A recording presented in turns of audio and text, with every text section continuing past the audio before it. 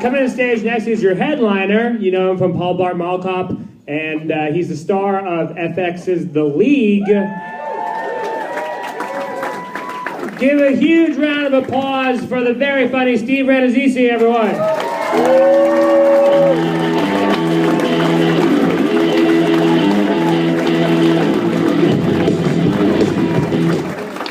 Thank you, guys. Thank you. Keep it going for Kevin and Chris, and Casey,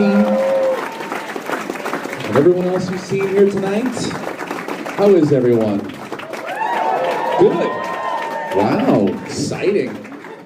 Very exciting. I'm good. I came here. I love coming to San Francisco. I fucking love this city. I love coming here. I love all you people. I want to make love to you all individually. I brought my family this time. I've got a wife and 2 boys. I got a 4-year-old and a 12-month-old. Is that a year? That's a year, right? I don't know how old this fucking kid is. He's been around since May, whatever that is. You guys have kids? Does anyone here have kids? Look at it. Not only did someone said nope, just not even beyond not responding, they're like, no. Nope. Every night the fucking disconnect gets a little bit further between me and everybody else. All the young people who haven't had real sex yet, who haven't left it in. You guys just all keep pulling out. Good for you. Keep doing it. Keep doing it. Don't get cocky though, guys. Don't get cocky with your moves. My wife and I wanted 1 boy. That's it. Then I got cocky with my moves on her birthday. Yep. I was in a hotel in Boston. Didn't know the thread count. Arm slip. Boom. Second bundle of joy.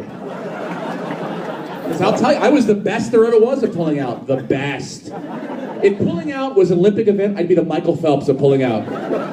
You could put me in a raft in the middle of the ocean during high tide. I'd still be like, to the side. There it is. Ha-ha! You want it? Pick it up with your hands. It's over there. Too soon for a joke like that, guys? You're like, oh my God.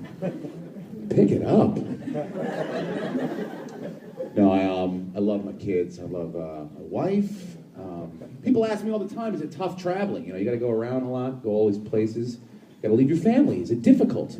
You know, what's the most difficult part? And I try to tell them, I love my kids, I love my wife. But if I had to pick the most difficult part about leaving them, it would be trying not to smile while I pack my suitcase week after week. Trying to fight that urge not to skip down the driveway to the town car that awaits my arrival off to No More Questions Land. Which is in the middle of Daddy's Gonna Do Drugsville, guys. And it is gorgeous this time of year. It is beautiful. Oh, getting here was oh my God. Traveling with the family, it's like, we're like the Donner Party. One of us is gonna die, I know it. Getting through the airport with all the shit that these 2 kids require. All I am when I travel with them is a Sherpa. That's all I am for my kids. You know what Sherpas are? Those people that carry rich white people's shit to the top of Mount Everest, who get no credit. You just pack more shit onto their back just to see how much they can carry. You gotta see me going through an airport. I got double strollers, pack and plays, car seats, luggage, backpacks full of food. I don't know what my kids eat. All I know is everywhere we go, they don't fucking have it. So I gotta bring it with me. I got a backpack full of kale. You know what that's like? Trying to be a man walking through an airport with lettuce hanging out of your fucking backpack? Like all this shit, just trying to keep my kids in front of me like a hockey goalie. And thank God my wife is there, guys. Thank God. Thank God. Because who else would carry that heavy Us Weekly magazine and half-drank bottle of Avion? Who else would power through security with all that pressure? You get on the plane and you've never felt hatred. I'm talking about fucking hatred, people.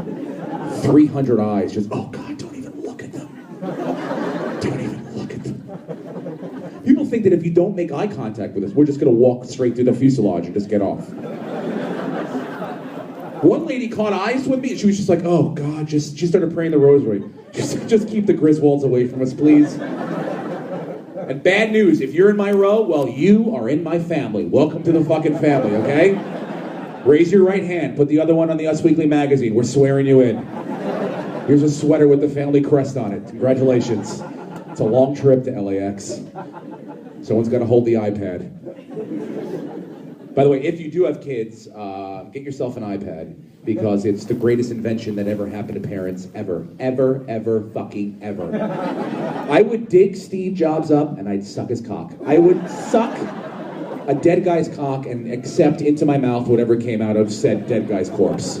That's how much I love that fucking iPad. My son sits there and he draws pictures and he does puzzles and he watches movies and he falls asleep and you can take it to the bathroom and jerk off. You find me something that's better. They got Wi-Fi on these planes now, guys. I didn't do that. They did that. What do you think's gonna happen?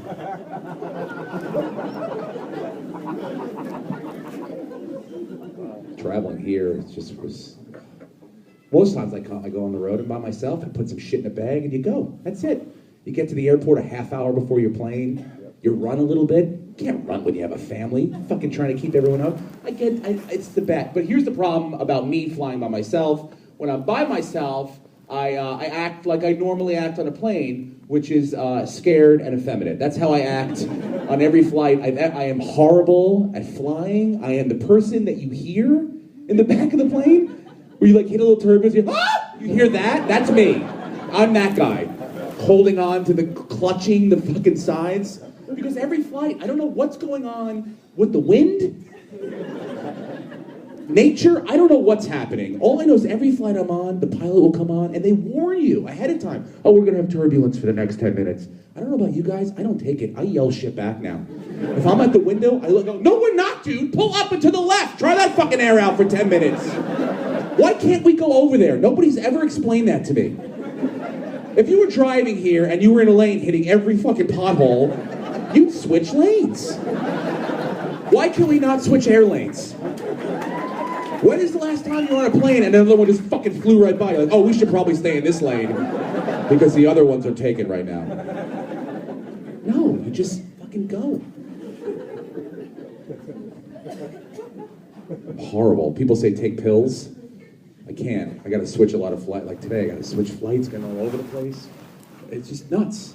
That's why what I do is I eat a pod cookie on the way to the airport. That's the way that I calm myself down most times. But you guys know, I don't have to tell you, the problem with the pod cookie industry is that Nabisco has not gone into it yet. They haven't delved into that pot, little, people are elves. I don't know what the fucking they're doing in that tree, but if you think anybody would make a pod cookie, it'd be an elf that lived in a fucking tree. But they don't. Potheads make pot cookies, so it's not an exact science, if you know what I mean. I've had some before where really I didn't feel anything. I ate one on the way to the airport one time.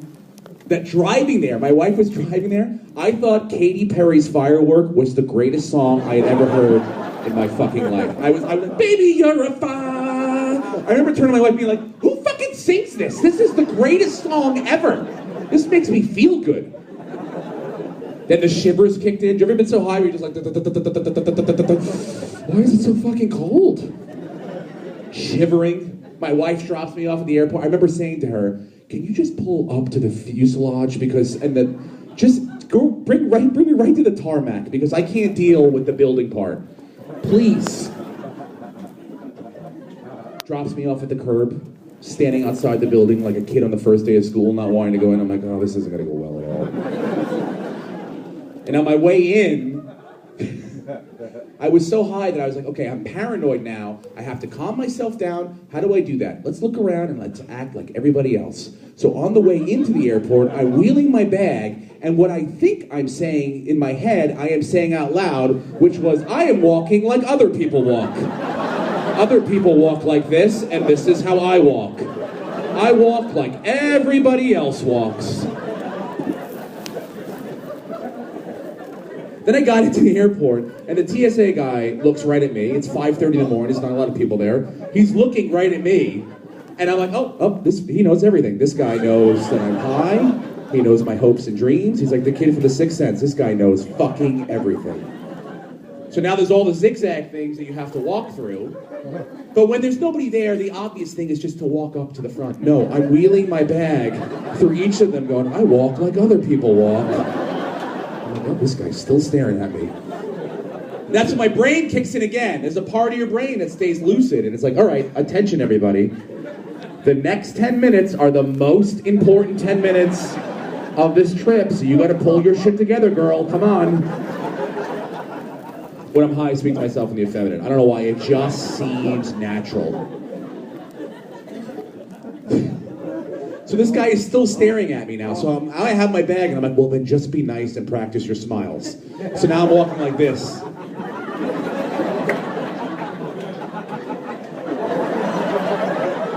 Then I got to the TSA guy, and I went to high-five him. Let me tell you guys something.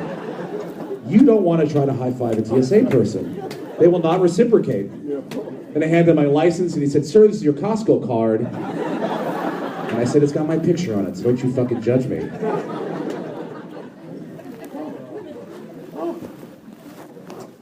Thank you guys for A, coming out tonight, and also B, for watching the league, for those of you who watch the league. We appreciate it. Thank you. We love doing the show, and I love doing this because I started as a stand-up comedian, and nobody knows that. So people come out to these shows because I would say 60% of the audience came because they like the league or they like me on the league. But you brought the other 40% of people who have no idea what the fuck is going on, who have no idea how this is going to go or what this is about. So not only is there pressure on me to do well tonight, but I can tell there's pressure on you guys because these nights are expensive. These tickets are expensive. You got to buy 2 drinks. You got to park. It's a whole thing. So you were probably driving here tonight, and there was probably someone next to you going, "Who the fuck are we going to see tonight? What's this guy's name? Steve Anesthesia? What? What show is he on? Glee? Who does he play on Glee?" People do that all the time. What's the name of the show? The League. Oh, Glee? Yeah, I watch that. Who do you play on Glee? I go, I'm 35 years old. Who the fuck do you think I play on Glee? I tell him I play Jane Lynch's lesbian lover. That's it. You just can't see me because my face is buried in her pussy every week. That's it. And that usually ends a conversation. People yell shit at me on the streets, which is nice. Shiva, which is always a popular one. Yes. See, these are the right environments to yell things like that out. You know, I'll take pictures of people after. You want me to Shiva blast with you? Sure. No problem. There are inappropriate times to yell at me, okay? When I'm shopping with my 4-year-old, that's not the time to do that, okay? I'm telling you, every 28-year-old drunk guy in America I've had a conversation with, every one of them sees me and they talk to me close. I have Jaeger breath stains on my neck. They want to know who to play in the flex. I was shopping one time, my 4-year-old, and this guy sees me, and he's like, Kevin! First of all, that's not my fucking name. So I'm not going to respond to that. Kevin! Shiva! I'm like, all right, man. All right, cool. All right, let's go, buddy. Let's get the fuck out of here. Kevin! One more thing, bro. Show me that pretty dick. And I'm like, what the fuck did you just say out loud? Then the manager of the store came over and said, why are people yelling dick in the store? And then my 4-year-old starts saying, show me your pretty dick. And he's repeating that, and that's gonna get him popular, so we can't have it anymore, guys. Gotta nip that shit in the bud, okay? In the bud. How are you doing, man? Good? Awesome. You got here early, huh? It's fucking front row magic for you. See your lady right over here? Beautiful. How long have you guys been together? There was a very long pause between that. Oh, okay. You're not counting it. Well, okay.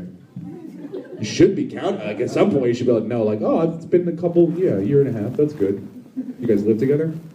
Yeah, you're married? No? Thinking about it? I mean, I don't mean to put, not like tonight, sweet. He's got a very special question I'd like to ask you right now. That's why you got here so early, guys. He wants to be in the front. Good for you guys. Take your time. Enjoy your bodies. Really? Everything changes. First of all, weddings are expensive, so if you're thinking about getting married, save your money. Because even the little shit you have, I mean, I got married 7 years ago. I still have nightmares about stuff that I spent money on. Wedding invitations, you have any idea what they go for? They should do a 2020 expose on the wedding invitation industry. I went to this place in Beverly Hills called Sulip. All right? Sulip. Remember that name. I heard they're going to franchise. If they ever open a Sulip up in San Francisco, I want all of you to go there and I want you to light it on fire. It's made of paper. It'll burn to the fucking ground. I went there and I was like, I need 120 wedding invitations for about 200 people. This lady pulls out a calculator. Now immediately bells are going off in my head. I'm going, if she needs a calculator, we're in for some serious shit. But then she looks at me with a straight face like it's completely normal. And she goes, that's going to be $4,000, sir. $4,000. Immediately, I was like, let me tell you something, bitch. Because at that point, formalities are out the window. You say whatever you want. Bitch, slut, sweet tits, you're not buying them. So you just say it because it makes you feel better as a disgruntled consumer. I go, for $4,000, how about I do this? How about I purchase a bald eagle off of eBay and train that thing to fly an invitation into everybody's fucking house all across this wonderful land of ours? Yeah, have you heard of the internet, bitch? One button, send. Everyone gets an Evite for free. You may want to rethink your prices a little bit. For $4,000, that shit would come with a flat screen or a blowjob. Those are two things I could use right now. $4,000. $4,000 for paper with words written on it. That's all it is. It's not paper that came from the logs of Lincoln's cabin. It's just paper. That's it. Has anyone in this room ever opened up a wedding invitation and went, oh, this would look lovely in a shadow box on my mantle with a little spotlight shining on it. That would look smart. No, you open it up, you go, are we going to this and then you just throw it in the garbage. That's it. For that kind of money, I could have bought Hallmark cards and stuffed $35 cash in each one. You open that up, you're like, what? Oh shit, cash? Yeah, we're going this fucking thing, babe. Pin this shit to the calendar. This guy's giving away cash at the invite. He may have Cirque du Soleil. P. Diddy might be hanging out. Who knows? Chairs made of shrimp. To me, that's the ultimate form of decadence. I love to drink cocktail and I love to sit down. So together, I love those things. We had magic happen in my house a couple weeks ago. Oh, one of those days we just like, thank God all this shit happened today. My wife was changing the new baby's diaper.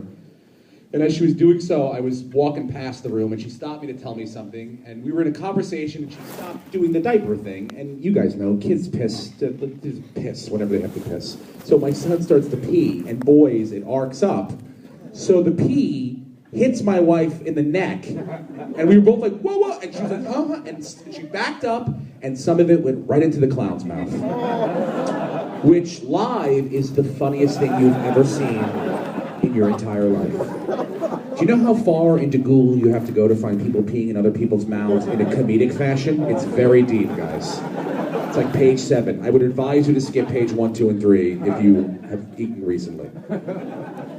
But I didn't laugh. I've learned over the years my first instinct is usually incorrect, so I pull that back. And I went in like some sort of romantic Jason Bourne. It was like I went in and I fixed the diaper and I wiped the pee off her mouth. I fixed the picture frame. It was beautiful. I had all this like emotion in this.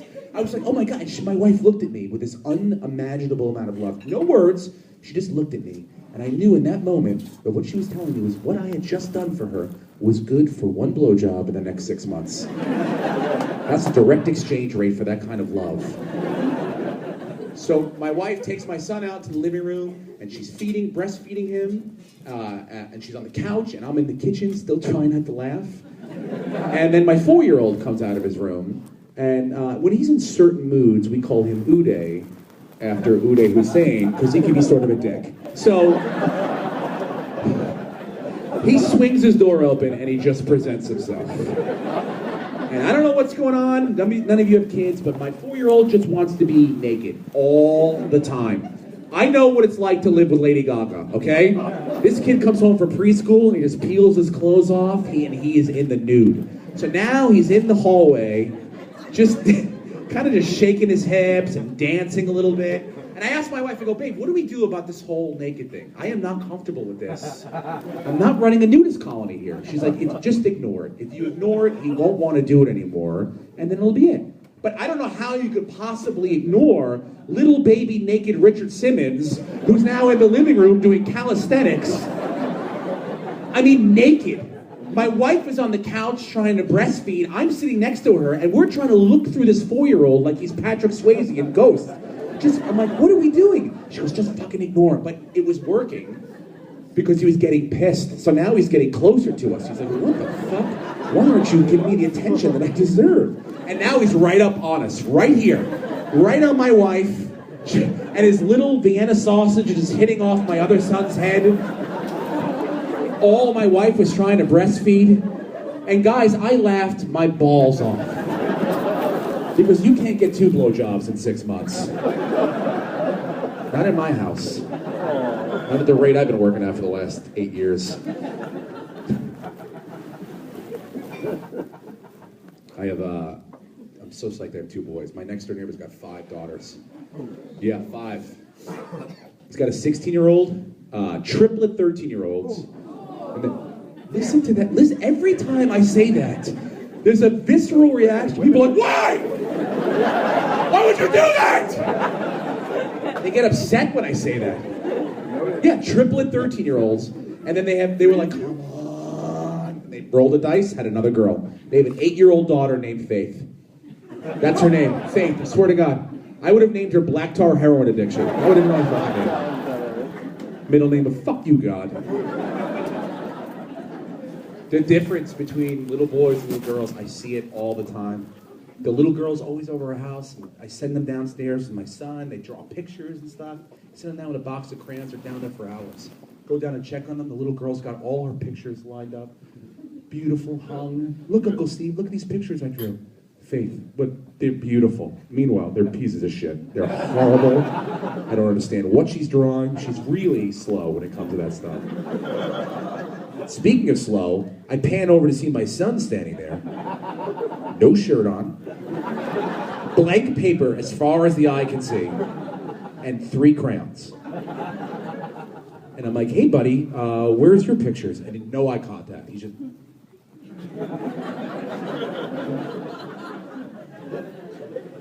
And he opens his mouth up and he's got this much of a crayon hanging out of his mouth. And I set them down with a box of 36 crayons. I found 3. So math tells me that my son ate about 33 crayons, which they say is not poisonous, but if you eat 33 of them, things are going to go wrong, okay? His shits for the next 3 days look like Jackson Pollock paintings. I didn't know whether to flush them or have them curated. I didn't know. It was a beautiful disaster.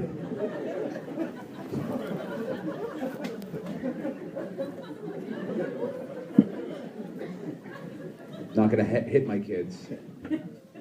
No, not doing it. I got hit growing up. It was awful. No, I won't.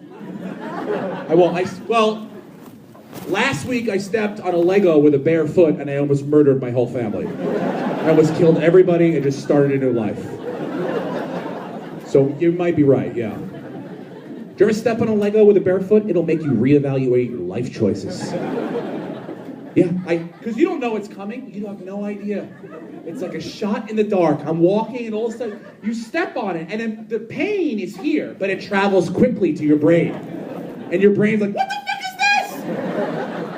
And it tells you to get away from this pain. So now I go to run and all my weight is now on the Lego. And then my brain's just like, shut it down, shut it all down. And I remember hitting the floor and crying. I was writing letters to my son, to my head. I thought I was dead. I thought it was all over. And I needed that pain. I realized in that moment I needed it because it's the only thing that stopped me from taking my 4-year-old and putting him on Craigslist for human trafficking. Here, he comes shirtless. Have him. Yeah, I got hit growing up. If you came into my house during the mid-'80s, you would have thought my mom just ran a normal kitchen. She did not. It was filled with weapons. My mom had weapons in her kitchen. She had a wooden spoon that hung. It never touched soup. It never touched sauce. Had no culinary value whatsoever. She didn't even buy it at like a Bed Bath & Beyond. She bought it at Home Depot. This thing weighed 17 pounds. It was made of maple. Had sharp edges and hockey tape around the end of it. It was just there to crack ass. That was it. My mom was crazy. If she wanted our attention, she would snap at us. Remember when your mom was like pissed at you or she wanted you to do something? but she didn't want to take that extra time to use words, so she would try to communicate through some sort of series of snaps. Like she'd be on the phone, she'd be like, no, I'll be at the mall. What do you, just take a Vicodin, lady, chill the fuck out. Nobody understands what your shit is. We're not getting it. If my dad wanted our attention, he would just whistle at us like we were farm animals. Yeah, he would stick those 2 sausage link fingers in his mouth and, whistle. Did anyone here have that dad whistle? You know what I'm talking about? Where you put your let me hear it if you can do it. Now, that's it. That's the one. Whoever fucking did that. Yes. Yeah, that's the whistle. You'd be outside playing with your friends. You would hear that whistle. You'd be like, I gotta go, guys. I gotta get the fuck out of here. I don't know where he is, but he's pissed. I'm out. This is not good news. I don't know if I'll be back. I don't have that dad whistle. This is my dad whistle. This is what I have.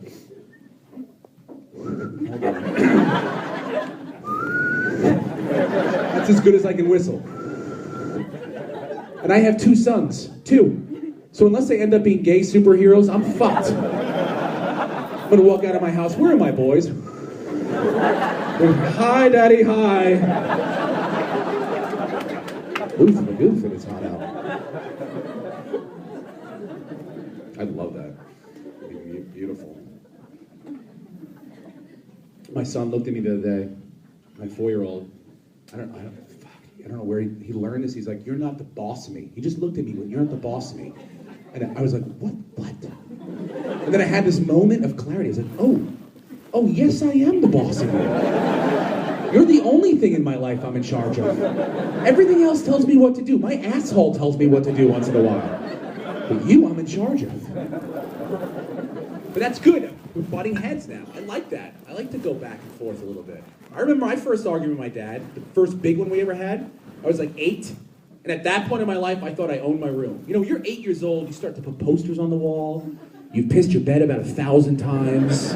Your feet smell, so you're everything, it's horrible, but it's your room. You feel safe there. You forget your parents own the whole house. So my dad and I were in the living room and we were yelling at each other. And I remember saying this to him. I don't know why I did. I just knew that every time someone had said this, bad shit happened after. So I looked at my dad and I was like, you know what, Dad? Fuck you.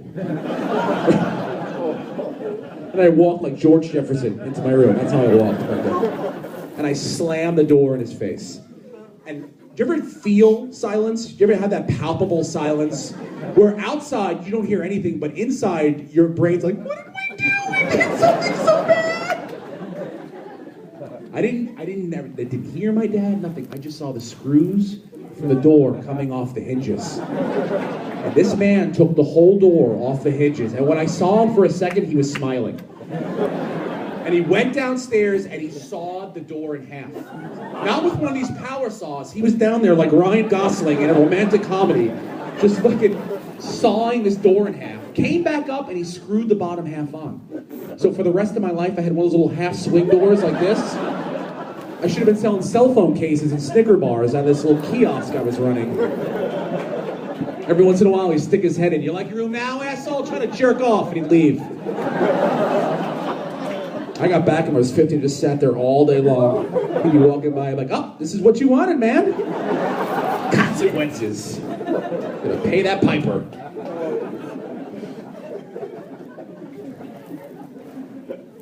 Oh, how are you guys? Good? Lovely. Front row couple. You guys married? Just met? Like tonight? This is, really? Craigslist. Good for you guys. You guys are gonna make a baby tonight. Throat baby. Make a throat baby tonight. For real though, do you guys just met? This is the first date? Or no? No, we've been dating for a while. You've been dating for a while? Okay. Why do you keep looking at her like you're looking at her like she's being kidnapped right now? Like she should be holding up a USA Today with the date on it, like, I don't know who this fucking guy is. Say the right thing, lady. This should be the strangest kidnapping probably in the history of San Francisco. This guy, hey bitch, get in the car! Before I take you home and murder you, we're gonna go to Cobb's and sit in the front row and have a couple laughs. Like my bitch is giggly before I murder them.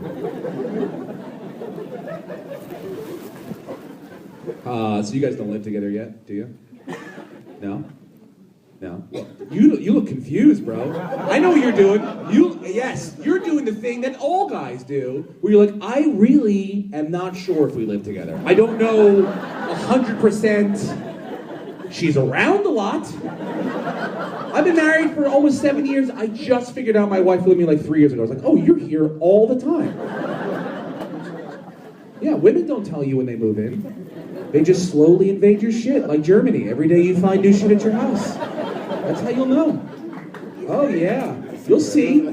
You'll start to see like iPads and shoes, and then pictures of people you never even fucking met before, sporadically placed around your house.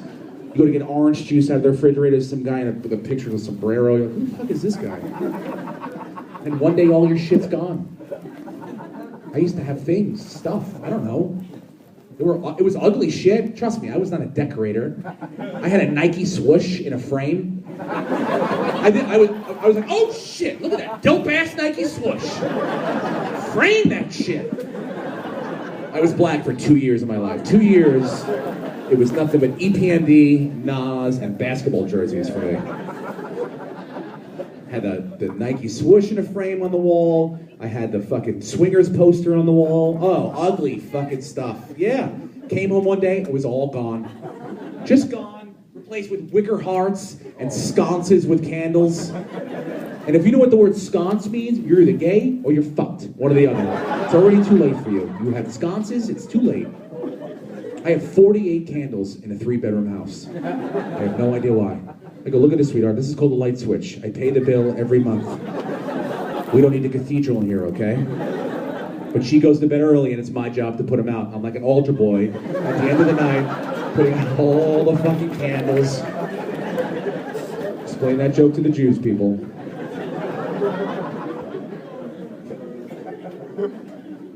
You live alone, right? You guys don't? Do you guys live together or no? You live alone? Together, okay. And then you think you live alone? How many pillows do you have in your bed? I'll tell you if you live alone. How many pillows do you have in your bed? 2. So you still live alone. How many pillows do you have in your bed? About 20, yeah. You cohabitate with this young lady right over here. Yeah, that's it. When I lived alone, I used to have 1 pillow. 1. It had brown stains on it, and I folded it 4 times and put it behind my head. Who said ew? I heard ew. Fuck you, whoever said ew over here. Ew yourself. Ew you. I miss that pillow. You know why? I have 14 pillows in my bed right now. 14. No human being needs 14 pillows to sleep. I Googled it. Paraplegics need 3 at the most. That's it. That's it. But the worst part is, she goes to work early in the morning, and guess whose job it is to make the bed? This guy, right over here. I'm sweating at 11:30 in the morning, trying to remember where the log goes. I don't know where that log goes. Does it go at the bottom or the top? Meanwhile, I'm watching Maury Povich trying to figure out whose baby it is. Is it Darnell's baby or Laquan's baby? I'm not sure whose baby it is. It's got Laquan's eyes, but it can still go either way in my mind. I haven't made up my decision yet. Then my wife comes home. Every day. Yeah, bro. There's not been one day where she has not come home. Sometimes I sit at home going, oh, God, maybe she just, oh, there she is. Yeah. Love of my life. So when they're talking, she's got so much to say when she comes home. So much. And I don't mind talking, but I just can't take the aggression. I feel like my wife's got a box, a metaphorical box, right here, and all day long she takes her thoughts and she just places them into this box. Oh, this is going to be a good topic of conversation. Ooh, can't wait to talk about this. And then when she gets home, she just vomits the box onto my face like some sort of verbal bukkake. I'm just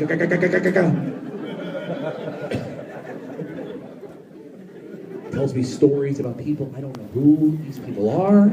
She works with them. They are all. It seems like they all morph into one person.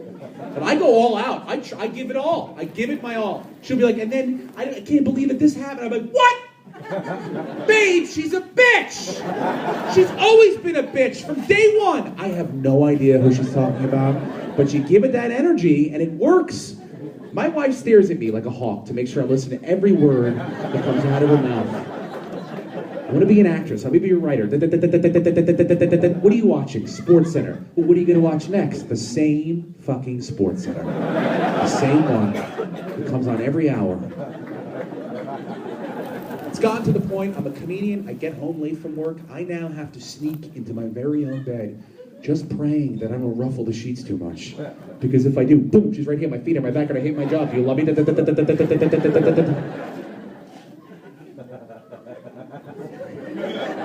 So now I just think she's like a T-Rex. If I don't move, she can't see me. Or I say, do you want to have sex? And then right to fucking sleep. Those are the magic words. Do you want to fuck? No, let's just spoon. Yeah, let me hold an erection for 8 hours. That sounds like fun for everybody. Sounds like a blast.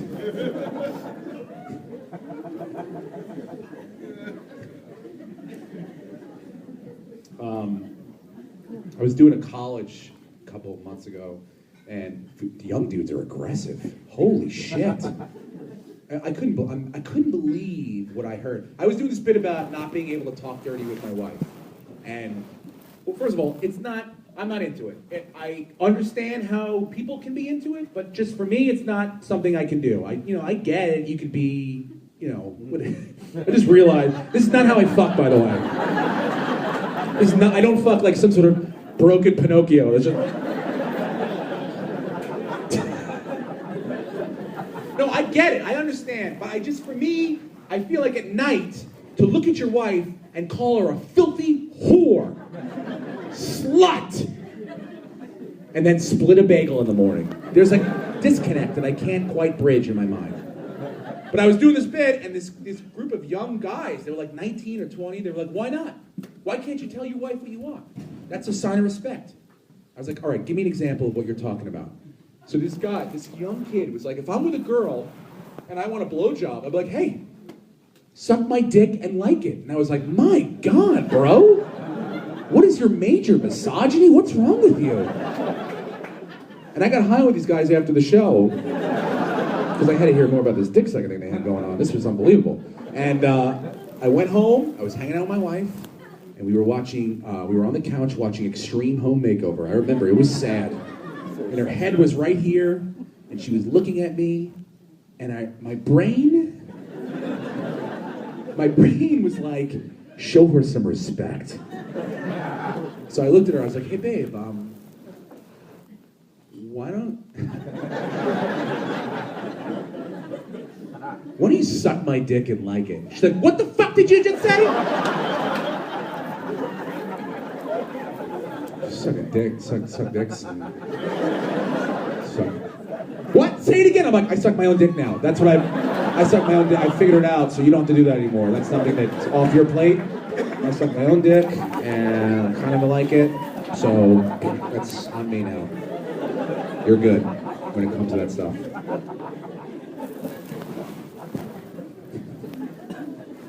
I'm gonna get a vasectomy, because we're done having babies. Anyone here have a vasectomy? No, of course not. No, I'm telling you, I'm nervous, not because, look, it's your dick and you don't want to get it cut, or I don't know how it works, but I'm mostly nervous because I've talked to a couple people who it didn't work the first time. So I asked this guy, I was like, what do you mean it didn't work? He's like, well, we had another kid. And I was like, that's how you find out that it doesn't work? That's how you find out? He's like, yeah, well, I went back to the doctor, and we did it again, and he did it properly the second time. I go, you went to the same fucking doctor? I mean, what was that conversation like? Hey, motherfucker, remember me? No, bitch, my chart's back there already, okay? I'm just here to find out who's gonna pay for little Willie's orthodontics. Son of a bitch. I'd kill everybody. Didn't work. Fuck you. You're raising them. So I know my body, guys. I take care of myself. I do. I know how to...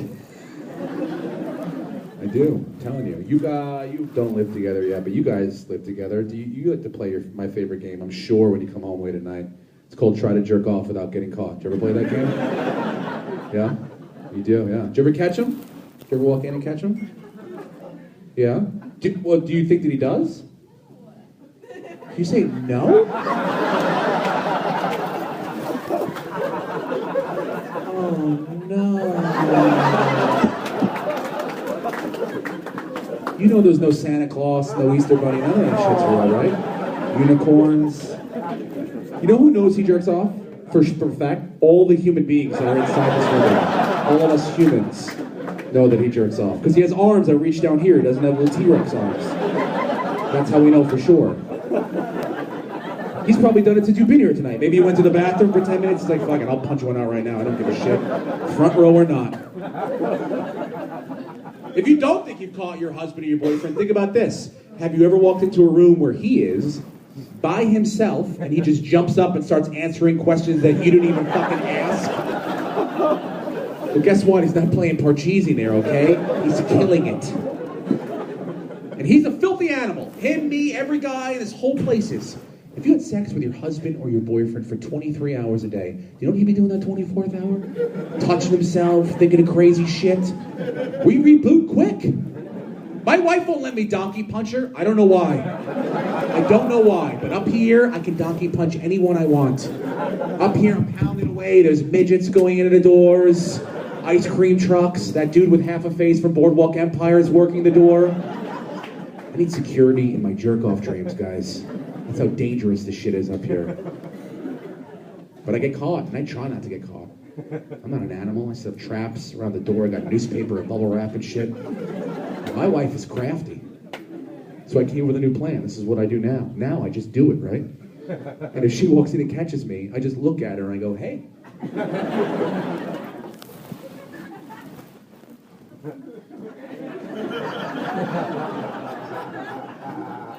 You're either in or you're out. What do you want to do?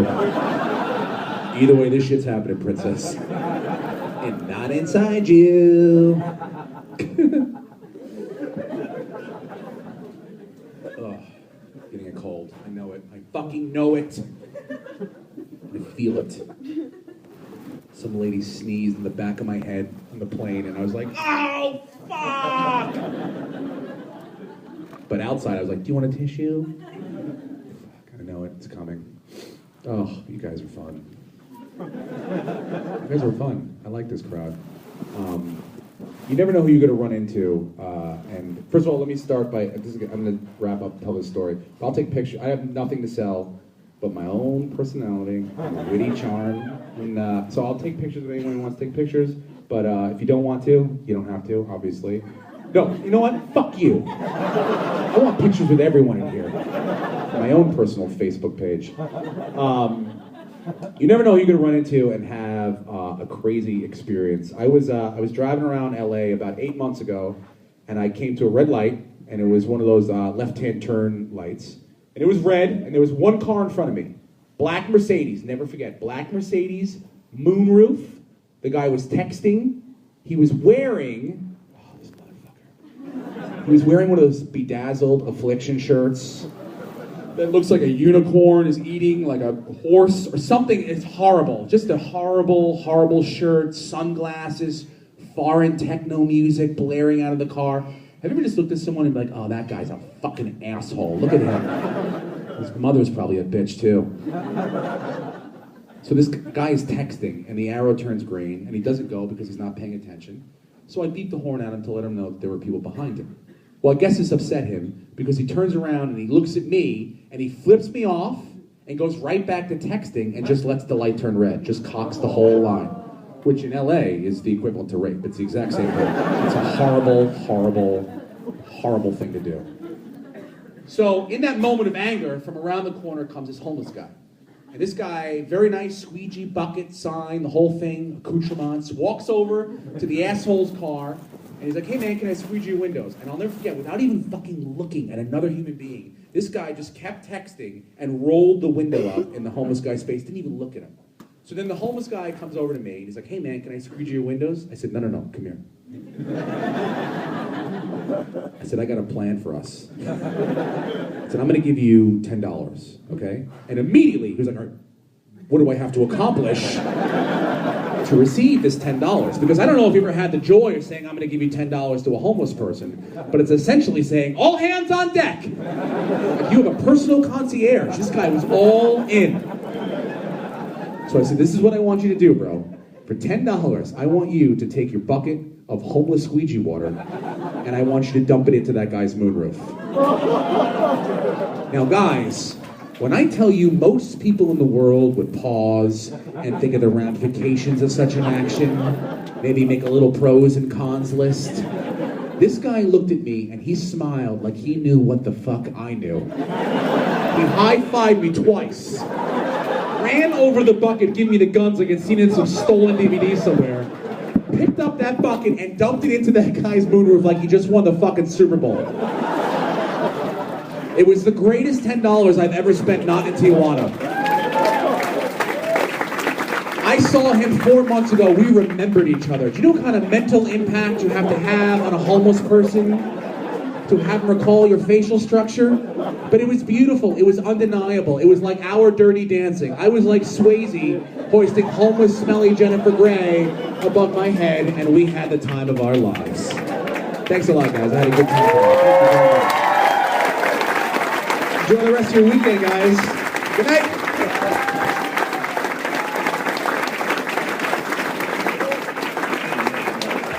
Steve Rannazzisi, everyone. Let him hear it. Awesome. You guys are great. Give it up for your bar and wait staff one more time. Tip them well. All the comics you've seen tonight. Get home safe. Love you guys. See you again.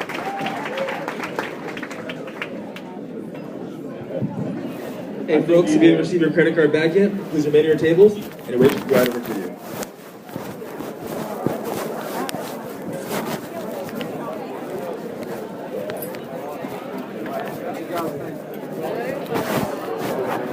Oh,